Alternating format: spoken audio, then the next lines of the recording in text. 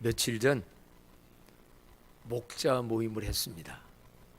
줌으로 목자 모임하면서 지난주의 말씀 제목이 뭐였죠?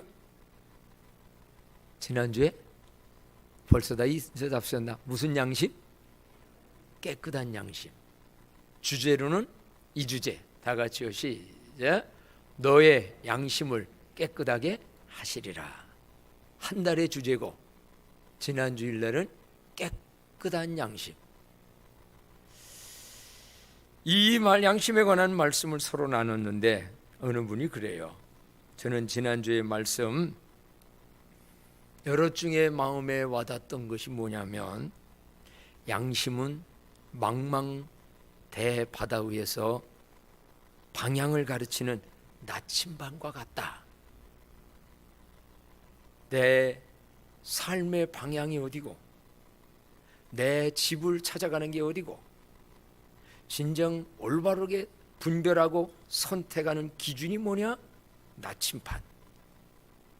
그래서 하나님의 형상으로 만들어진 우리 심령 속에 많은 게 형상이 깨져버렸지만 그래도 마지막 남아놓은 요 하나님의 성품인 양심, 이것이 마음에 와닿다고. 또 어떤 분은 양심과 믿음은 함께 간다. 양심이 올바라야 믿음 생활도 바로 하고 올바른 믿음을 가져야 양심도 올바른 양심을 갖는다. 이 말씀이 마음에 은혜가 됐다고 말씀들을 나누면서, 그래서 이런 주제를 가지고 잠깐 토론했어요. 이번에는 깨끗한 양심인데 어때요? 깨끗한 양심을 가지고 살아간다는 것이 인생 삶이 편한 거요, 힘든 거요? 양심 깨끗해지면은 인생 삶이 편합니까? 힘듭니까? 힘들어요. 그 양심이 살아있는 분들이야. 양심이 깨끗하면 깨끗할수록 어떤 때는 힘듭니다. 이거 잘못된 것 같은데, 이거 올바른 것 같은데, 양심이 찔리고 양심이 가책이 되고 양심이 두근거리고, 그러니 이런 얘기를 한 거예요. 아니 너무 그러면 양심이 깨끗하면 안 되지 않느냐. 양심이 웬만한 양심을 가지고 타협할 건 타협하고 넘어갈 건 넘어가고 대충 이래야 좀 편안하지, 이거 양심대로 이 시대에 어떻게 다 사느냐. 그러니 우리 양심 너무 깨끗한 것보다는 좀 적당하게. 그러니까 또 한 분은 목사님이 그런 말씀하면 됩니까? 그런데 대화를 나누면서의 결론은 뭐냐면 깨끗한 양심 가지고 양심 따라 살아면 어떤 때는 손해도 봅니다. 그렇잖아요. 어떤 때는 양보도 해야 되고 손해도 봐야 되고 져주기도 해야 되고. 그러니 그럼 양심 따라 양심 깨끗하지 말고 그냥 대충 살아야 되는 거 아니냐. 결론은 뭐냐면 그래도 양심이 곱고 깨끗하여 가책을 받으며 살아가는 것이 장기적 인생으로 보면, 멀리 내다보면 큰 유익을 주는 것이다. 인생은 오늘만 사는 게 아니잖아요. 1년만 살고 넘어가는 것도 아니잖아요. 인생 짧다고 했는데 짧은 거 아닙니다. 깁니다. 특히 그리스도인들은 이 세상에서의 삶만이 아니라 영원한 세상까지도 연결돼 있잖아요. 그러니 오늘 이 30대에 양심을 따라 살지 못해서 40대, 50대에 가져오는 큰 피해, 손해, 망가짐. 오늘 지금 양심 따라 그때에 손해보는 것 같고 내가 그랬는데 나중에 그걸로 와지는 다른 유익. 그래서 결론은요, 이미 나와 있는 결론이지만 우리는 깨끗한 양심을 가지고 선한 양심을 따라가는 삶을 살아야 될 줄로 믿습니다. 한번 외쳐봐요. 그럼에도 불구하고 깨끗한 양심을 가지고 양심을 따라 살아야 합니다. 다 아멘이겠습니까? 다 아멘입니다. 자, 그렇다면 여기서 오늘 우리는 이 양심을 따라, 그래서 말씀 제목이 오늘 뭐냐면 범사의 양심을 따라가 말씀의 제목입니다. 한번 읽어볼까요? 23장 1절에 보니까 바울 사도가 이렇게 지금 말씀하고 있어요. 23장 1절이요, 시작. 바울이 공회를 주목하여 이르되 여러분 형제들아, 오늘까지 나는 범사의 양심을 따라 하나님을 섬겼노라 하거늘 그랬어요. 이 사도행전 23장은 어떤 배경 속의 말씀이냐면 종교재판, 신앙에 관해서 잘된 네 잘못된 네들을 지금 큰 재판정에서 변론이 오고 가는 겁니다.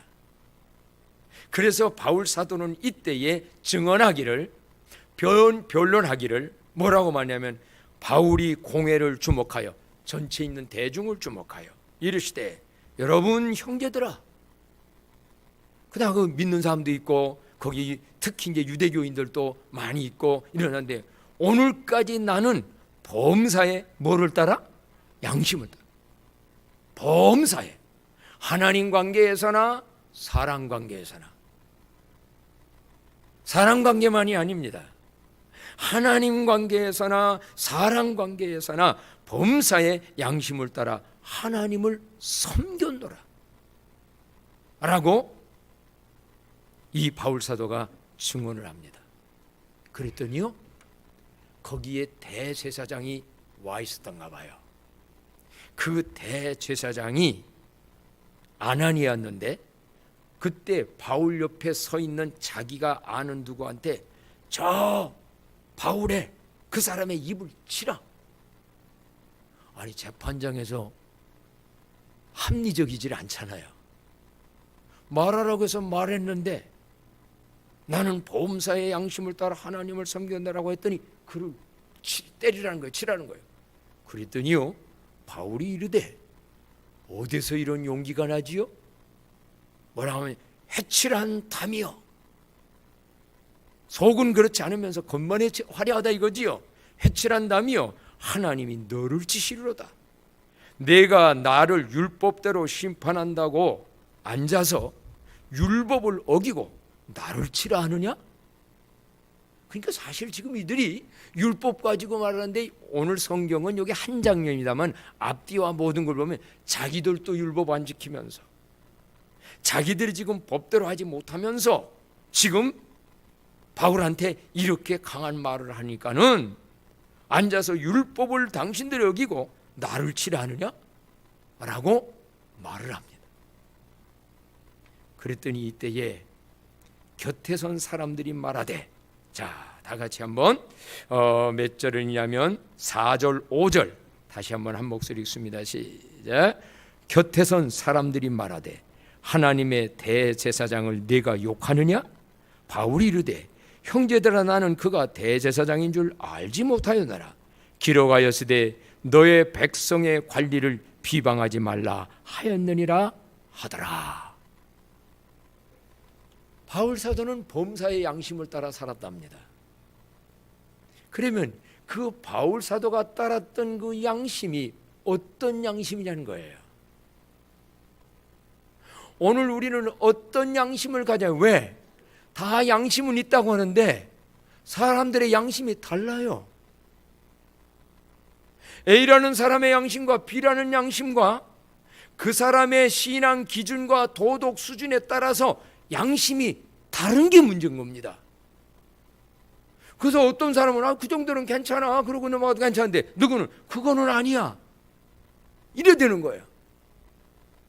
오늘날도 보면은 여기 사회 속에서 우리는 뭐 그들을 비판하는 게 아니라 하나 예를 들어 나온다면 정치사회에서를 보게 되면은요, 아주 그냥 양심적인 것 같아서 자기가 알고 있는 양심으로 남을 정죄하고 남을 판단하고 남을 양심 선언한다고 그래가지고 양심 선언했는데 상대는 죽이고 이런 일들이 양심이 같지 않은 게 문제예요. 양심을 따라 살아요. 그런데 어떤 양심을 따라 사느냐 이 말이에요. 올바른 양심이 어떤 거냐 이 말입니다. 양심이 각자 다르니까. 바울 사도의 양심 속에서 우리는 몇 가지의 양심을 보게 돼요. 어떤 거? 앞에서 지금 대제사장이 저놈의 입을 치라 할 때, 해칠한 무덤이요 하나님이 내 입을 치리라 할 때 바울 사도는 뭘 따라 했을까? 양심 따라 한 겁니다. 바울 사도가 양심 따라, 그냥 양심이 이게 약했으면은요, 아이 그냥 너 그럭저럭만 강하게 얘기한 거예요. 강하게. 자기 양심에 저 사람이 틀렸거든. 지금 저 사람이 잘못됐게 율법을 지금 잘못하고 있거든. 그러니까 강하게 얘기한대. 그런데 보세요. 옆에 있는 사람이 뭐라고 하냐면, 아니 저분이 대제사장인데 당신이 그렇게 대제사장한테 그렇게 말해도 되느냐? 하니까 바울 사도가 뭐라 합니까? 세상 말로 하면 꼬리를 딱 내립니다. 아, 그러냐고? 나는 그가 대제사장인 줄을 알지 못했다고. 그 사람이 대제사장인 줄 모르고 옳은 것 올바로 얘기했다는 거예요. 그러나 내가 그 내용은 옳은 내용이지만 대제사장한테 이렇게 말한 것은 잘했다는 거예요? 잘못했다는 거예요? 잘못했다는 거예요. 왜? 뭐에 근거해서 잘못됐느냐? 기록하였으되. 그 기록하였으되라는 말에 성경에 보면 기억자가 써 있고, 그게 언더라인이지요? 줄을 다른 거지요? 출애굽기에 보게 되면, 우리 한번 같이 읽어본다면 출애굽기 22장 28절에 보면 이미 이런 말씀이 있어요. 오늘 이 말하고 같은 거지만 출애굽기 22장 28절 다 같이 읽습니다. 시작. 너는 재판장을 모독하지 말며 백성의 지도자를 저주하지 말지니라. 출애굽기에 이 말씀이 있어요. 그래서 기록하였으되 너의 백성의 관리를, 대제사장이든 높은 권세자는 이런 사람을 비방하지 말라고 했는데 내가 모르고 비방의 말을 했습니다. 그렇다면 여러분, 오늘 여기서 우리는 올바른 양심이 어떤 양심이냐? 한마디로 말하면 선한 양심이에요. 그래서 베드로전서에도 보게 되면, 베드로전서 3장에도 보게 되면요, 그 말씀이 있어요. 베드로전서 우리 다 같이 한번 읽어보도록 합니다. 3장 16절 시작. 선한 양심을 가져라. 이는 그리스도 안에 있는 너희의 선행을 욕하는 자들로 그 비방하는 일에 부끄러움을 당하게 하려 함이라. 한마디로 여기서 기억할 것은 무슨 양심을 가지라? 선한 양심을 가지라. 양심을 따라 올바로 살려면 먼저 선한 양심을 가져야 합니다. 양심이 삐뚤어진 양심, 잘못된 양심을 가지면 양심을 따라 살지만 올바로 못 삽니다. 그러면 여기서 선한 양심이 뭐냐는 걸 지금 제가 설명하고 있습니다. 바울의 경우를 보면 선한 양심을 셋으로 구분해 볼 수가 있습니다. 어떻게? 바울이 예수님을 만나기 전에요, 그는 율법을 많이 배운 사람이었습니다. 그는 굉장한 권세자였습니다. 그런데 사도행전 22장 4절로 5절에 보면요, 사도행전 22장 4절로 5절에 보면 다 같이 읽어봅시다. 시작. 내가 이 돌을 박해하여 사람을 죽이기까지 하고 남녀를 결박하여 옥에 넘겼노니 이에 대제사장과 모든 장로들이 내 증인이라. 또 내가 그들에게서 다메섹 형제들에게 가는 공문을 받아가지고 거기 있는 자들도 결박하여 예루살렘으로 끌어다가 형벌받게 하려고 가더니, 예수님 만나기 전에 사도 바울은 양심 따라 살았습니다. 그런데 그 양심은 어떤 거였느냐? 저 예수 믿는 그리스도인들, 예수 잘못됐다고 율법으로 비춰볼 때 잘못됐다. 그래서 스데반 돌 맞아 죽는 일에 앞장섰던 집행관이었어요. 그리고 그 예수를 따르는 사람들 다 잡아다가 옥에 가두고 죽이겠다고 담에서까지 쫓아갔어요. 그럼 이때 바울은 뭐를 따라한 거예요? 양심 따라한 거예요. 근데 무슨 양심이었을까? 이게 율법적 양심이라는 거예요. 자기가 알고 있는 율법적인 율법 신앙에 근거한 양심. 그래서 남의 잘못, 내가 볼 때 저 양심들, 저놈들 그렇게 안 해도 될 일인데요, 자기는 지금 양심을 따라 살겠다고.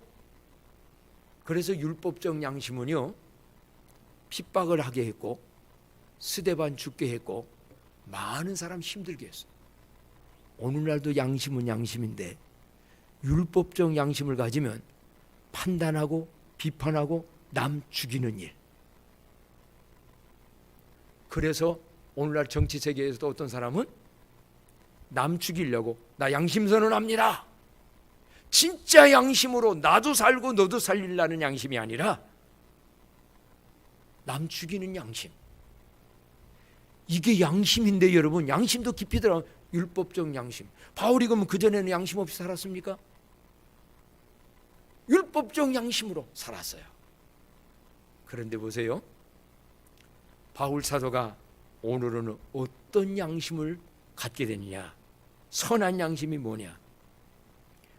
자기가 지금 딱 볼 때에 대제사장이 지금 잘못됐어요. 그래서 하나님이 너를 칠 거다, 내 입을 칠 거다 했어요. 그런데 옆에서 저분이 대제사장인데 아무리 잘못했다 할지라도 공개석상에서 그렇게 변론하고 욕하면 됩니까? 누가 옆에 얘기하니까 바울이 땅 내려서 기록하였으되. 어디에? 구약성경 출애굽기 22장에 기록하였으되, 아까 읽은 대로 너는 재판장을 모독하지 말며 백성의 지도자를 저주하지 말지니라. 그 말씀에 의해서 볼 때 이거는 내용은 잘못된 거 아니지만 표현은 내가 잘못했다 하고 사과하는 말과 함께 내가 몰라서 딱 내려놓는 거예요. 이제 아시겠지요? 선한 양심은 어떤 양심이냐면요, 율법적 양심이 아니고 뭐에 근거를 둔 양심? 하나님의 말씀에 근거한 양심. 한번 따라합시다. 선한 양심이란 하나님의 말씀에 근거한 양심입니다. 그렇기 때문에요, 예수님 하나님을 모르고 하나님의 말씀이 없고 하나님의 말씀이 살아있지 아니하는 양심은 이 사람한테는 그거 괜찮아, 저 사람한테는 그거 안 돼, 왔다 갔다 해, 나침반이 흔들려. 그래서 그런 양심을 가지면 선한 양심이 아니라는 거예요. 바울 사도는 지금 오늘 여기서 하나님의 말씀에 근거한, 또 하나 여기서요, 바울 사도의 지금 이 양심을 따라 살았다고 할 때의 그 양심을 한번 우리가 살펴보면 이런 양심이 또 하나 있어요. 아까 율법적 양심이 있습니다. 그런데 이제는 반대로 또 무슨 양심도 있냐면 하나님의 말씀에 근거한 양심도 있고, 또 한 가지는 뭐냐면 복음적 양심이 있어요. 선한 양심이란 복음적 양심입니다. 그 복음적 양심이라는 건 뭐냐면요, 바울 사도가 보세요,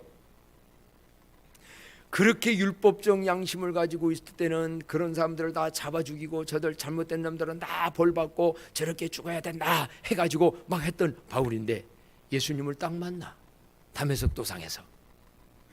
그래서 소경이 됐던 눈이 떠, 영안도 눈이 떠. 그러면서 어라 공고한 사람이로다, 내가 바로 죄인이었고 이 사망의 깊은 곳에서 누가 나를 건져내랴. 예수님의 보혈의 피밖에, 예수님이 죄 없는 분이 십자가에 죽으심으로 죄사함 받는 이 복음의 이 보혈의 피로밖에는 내가 죄사함 받고 구원받는 길이 없다라는 복음을 알게 돼. 한마디로 예수님을 만나게 돼. 하나님을 올바로 복음적으로 하나님을 만나. 그러고 난 다음에 바울 사도가 갖는 양심이 보혈의 피로 씻겨진 복음적 양심. 오늘 양심이 이런 양심이 선한 양심입니다. 예를 들어 말한다면 예수님 앞에 바리새인들이요, 간음하다가 현장에서 들킨 여자를 잡아옵니다. 그래서 잡아가지고 뭐라고 하냐면, 예수님, 이 여인이 현장에서 간음하다가 잡혔습니다. 간음한 사람들은 어떻게 하라 한다고 그랬죠? 돌로 쳐 죽여라. 그게 뭐요? 율법이요. 그게 율법입니다. 그렇지 않습니까? 법으로 잘못하면 돌 쳐줘라. 맞는 겁니다. 그럼 예수님도 율법적 양심으로 말한다면, 그럼 잘못했으니까 돌로 쳐 죽여야지. 오늘날 우리 이렇게 많이 하잖아요. 우리 주변에 저놈이 이런 나쁜 짓이니, 저놈 이런 나쁜 짓이니, 저거 나쁜 짓이니, 저놈은 죽어야 합니다. 죽어도 10번 죽여야 합니다. 사형도 10번 사형돼야 합니다. 그게 율법적 양심이에요. 근데 예수님이 뭐라고 앉으십니까? 너희 중에 죄 없는 자가 돌을 들어 먼저 쳐라. 그랬더니 성경으로 한번 볼까요? 방송실에는 조금 뒤에 들어 있습니다만은 요한복음 8장 9절에 보게 되면 거기 뭐라고 돼 있냐면요, 요한복음 8장 9절에 다 같이 한번 읽어요. 시작. 그들이 이 말씀을 듣고, 방송실에 그들이 이 말씀을 듣고 양심의 가책을 느껴 어른으로 시작하여 젊은이까지 하나씩 하나씩 나가고 오직 예수와 그 가운데 섰는 여자만 남았더라. 양심이 가책되니까 이제 떴네요. 다시 한번 확인해서 해봅시다. 노란 글씨부터 한번 읽어봐요. 시작. 양심의 가책에 민감하게 반응해야 합니다. 말씀 계속 읽어요. 그들이 이 말씀을 듣고 양심의 가책을 느껴 어른으로 시작하여 젊은이까지 하나씩 하나씩 나가고 오직 예수와 그 가운데 섰는 여자만 남았더라. 이게 바로 복음적 양심입니다. 그들이 보니까 나도 잘못했거든. 그러니까 전부 나도. 그럼 보세요. 복음적 양심을 적용해서 예수님의 말씀했고 말했더니 잘못된 건 잘못됐어요. 그거 다 잘못 안 했다는 건 아니에요. 그런데 그 여자는 살아요. 돌 던져서 죽이는 것이 하나님의 뜻일까요? 너 간음하다가 들켰으니, 도둑질하다가 잡혔으니, 뭐하다가 잘못했으니 죄값 받아서 죽는 게 하나님의 뜻일까요? 오히려 그 여자도 살고 돌 들어 치려고 했던 사람들도 살고 전부가 살게 돼. 그래서 외국 같은 데 신앙 독실한 분은 이런 사례도 우리는 들어봤어요. 내 아들을 누군가가 잘못해가지고 아들을 죽겠어요. 그러면 부모의 마음에 율법적 양심은 뭘까요? 너 내 아들 그랬으니 너도 죽어야 되지요. 그래서 자꾸 변호사 사가지고 저 사람 죄가 많으니 저 사람은 형을 받아도 10년 가지고 안 돼, 50년 가지고 안 돼, 사형, 이걸 요구하잖아요. 그런데 그 전에 뉴스도 나왔어요. 아니, 한국 얘기하지요. 손양원 목사님 두 아들 우익 좌익 때문에 좌익자들이 두 아들 죽였어요. 저 보면 저거 죽어야 돼요. 율법적 양심으로 보면 누구든지 죽여야 돼요. 근데 손양원 목사가 내 아들 이미 죽었는데 저 사람 죽인다고 해서 변할 게 뭐가 있냐? 저 아들이 하나님을 몰라서, 저가 복음을 몰라서 저 사람 탄원서를 씁니다. 죽이지 말고, 정치적 사회가 이렇게 우익좌익으로 하다 보니 그랬으니 저 사람 살려달라, 나에게 맡겨달라. 그래서 그 사람에게 예수 믿게 하고 회개하게 하고 나중에 수양 아들 삼았잖아요. 그분의 아들이 또 목사가 됐어요. 제가 그 전에 우리 교회 그분 한번 모셨던가요? 소록도 가서 만나기도 했어요. 어떤 게 여러분 모두를 살리는 양심입니까? 율법적 양심으로 잘못했으니 죽임으로 끝나는 게 너도 나도 유익인가? 아니면 잘못된 건 잘못된 거지만은 예수님의 보혈의 피로 죄사함 받은 사람들, 그 어떤 죄인도 살려내고자 하는 하나님의 이 사랑과 이 말씀에 근거한 양심. 그래서 여러분, 바울 사도가 여기 지금 오늘까지 나는 범사의 양심을 따라 하나님을 섬겼노라. 지난 날에는 내가 율법적 양심으로 예수 믿기 전에는, 만나기 전에는 그런 짓을 했다. 그래서 핍박자가 됐었다.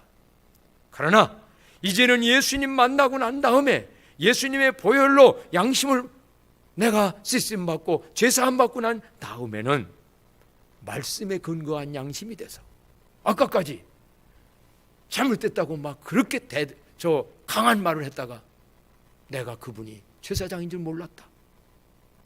여기 성경은 자세히 그게 핵심이 아니기 때문에 안 썼습니다만, 그런 표현을 한 건 내가 잘못됐어 하고 오히려 말씀하기를 구약 성경의 이런 자에게 이렇게 하지 말라 했다는 이런 양심. 사랑하는 성도 여러분, 양심 따라 살아가는 게 힘들어요. 손해보는 것 같고 내가 죽는 것 같아요. 그러나 여러분, 양심 따라 살아가는 삶의 결과는 큰 유익과 영원한 승리와 축복이 되는 줄로 믿습니다. 그래서 바울 사도는 범사에, 사람과의 관계, 직장과의 관계에서도, 하나님 섬기는 데에서도 양심을 따라, 어떤 양심? 말씀에 근거한 양심, 보혈로 씻음받은 깨끗한 양심, 또 다르게는 그게 복음적 양심, 이런 양심 가지고 하나님을 섬겼다고 말씀합니다. 그렇다면 이제 오늘 우리들 역시 그런 양심, 범사의 선한 양심을 따라 하나님을 섬기는 삶을 살아야 되겠는데, 그렇게 하려면 어떻게 해야 되느냐? 몇 가지 말씀드리겠습니다. 이제는 선한 양심 가져야 되고요, 선한 양심을 따라서 살아가는 비결이 뭐냐? 자, 성경 히브리서 9장 14절 말씀부터 한번 다 같이 읽어보도록 합니다. 히브리서 9장 14절 말씀 다 같이 한번 읽어요. 시작. 하물며 영원하신 성령으로 말미암아 흠없는 자기를 하나님께 드린 그리스도의 피가 어찌 너의 양심을 죽은 행실에서 깨끗하게 하고 살아계신 하나님을 섬기게 하지 못하겠느냐 라고 말합니다. 사람 양심은요, 살아났어요. 이제 예수님의 보혈로 복음적 양심을 가졌어요. 근데 살다 보면 양심도 때가 묻어요. 양심이 더러워져요. 20년 전의 양심 세월 간다고 깨끗해지는 게 아니에요. 오히려 더러워질 수 있어요. 그렇다면 이제 뭐가 중요하냐? 하나님 앞에 나아가 기도하면서 양심의 어떠한 조그만 것들이 가책과 잘못된 게 드러날 때마다 예수님의 보혈의 피를 바르며 깨끗한 양심 잘 유지해 나가는 기도 생활이 있기를 축복합니다. 그래야 양심이 깨끗하고, 깨끗한 양심을 가져야 분별을 하고 잘못된 걸 알게 되는 거예요. 수십 년 예수 믿었는데요, 우리들이 양심을 씻는 일을 하지 아니하면 초신자 얼마 안 된 사람보다 더 양심이 삐뚤어지고 더러워질 수 있어요. 그래서 하나님은 이번에 너희들 양심 깨끗하게 하라라고만 하지 않았으면, 그러면 율법이 됩니다. 여기 말씀했어요. 너의 양심을 깨끗하게 뭐하리라? 하시라는 거예요. 그럼 어떻게 할 때마다 하나님 앞에 나아가 예수님의 보혈의 피를 바르며 양심을 깨끗하게 날마다 청소하고 씻는 일을 잘 할 수 있는 저와 여러분이 되어 주십시다. 두 번째는요, 어떻게 할 때 우리는 양심을 따라 살아가느냐면 양심의 가책에 민감하게 반응해야 됩니다. 아까 설명을 했었어요. 한번 따라합시다. 양심의 가책에 민감하게 반응해야 됩니다. 가책해 줄 때요, 아까 양심에 찔려서 돌도록 갔다고 그랬잖아요. 민감하게 반응하면 나도 살고 너도 살고 모두가 살게 됩니다. 또 한 가지 우리는 생각해야 됩니다. 어떻게 할 때 양심을 따라 사게 되는가라고 한다면 창세기 39장 9절에 보면 다 같이 이 말씀 읽어보도록 합니다. 창세기 39장 9절 말씀 다 같이 읽어요. 시작. 이 집에는 나보다 큰 이가 없으며 주인이 아무것도 내게 금하지 아니하였어도 금한 것은 당신뿐이니 당신은 그의 아내임이라. 그런즉 내가 어찌 이 큰 악을 행하여 하나님께 죄를 지으리까. 아멘. 누구 얘기지요? 요셉 얘기입니다. 요셉이 보디발의 집에서 보디발의 장군의 부인이 요셉을 짝사랑하지요. 그래서 자기 남편이 어디 가실 때 요셉 보고 잠자리 같이 하자고 유혹을 합니다. 그 유혹을 올 때 요셉을 지켜낸 게 뭐냐면 우선은 양심이에요. 뭐라고 말합니까? 이 집에는 나보다 큰 이가 없이 모든 거 다 맡겼다. 신뢰해서 내 주인이 나를 맡겨줬다. 그러나 내게 금하지 아니한 것 한 거 있는데, 금한 거 하나 있는데 누구? 당신은 나에게 맡기지 않았다. 내 주인의 그 모든 걸 맡겨준 모든 걸 볼 때 내 양심이 어떻게 그런 짓을 하랴. 사람과의 관계에서도 양심이 이렇게 살면 직장에서도 사회에서도 어디서고 부모 자식 간에도 부부 간에도 양심이 발동하면은요 범죄를 예방하게 됩니다. 근데 그 양심만 가지고가 아니에요. 요셉은 뭐라고 말하냐면 그 뒷부분을 보게 되어지게 되면 이 말씀 있잖아요. 뒷부분 방송실 한번 비춰주면 다 같이요. 시작. 당신은 그의 아내임이라. 그런즉 내가 어찌 큰 악을 행하여 하나님께, 주인과의 관계에 너와 나와의 관계를 뛰어넘어 하나님께 어떻게 내가 죄를 지을까.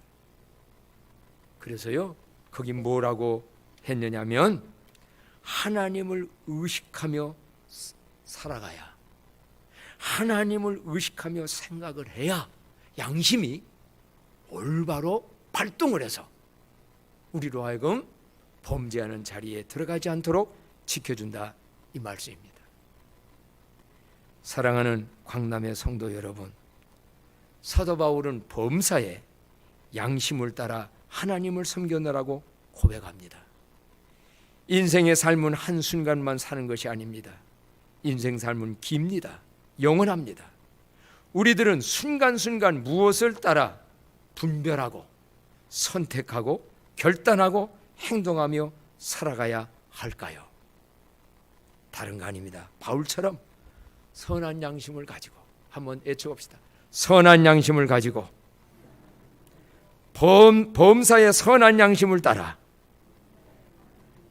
살아가는 삶이 되게 하소서. 다시 한번 외쳐봅니다. 다 같이요. 시작. 주여 범사의 선한 양심을 따라 살아가는 자가 되게 하소서. 그렇습니다.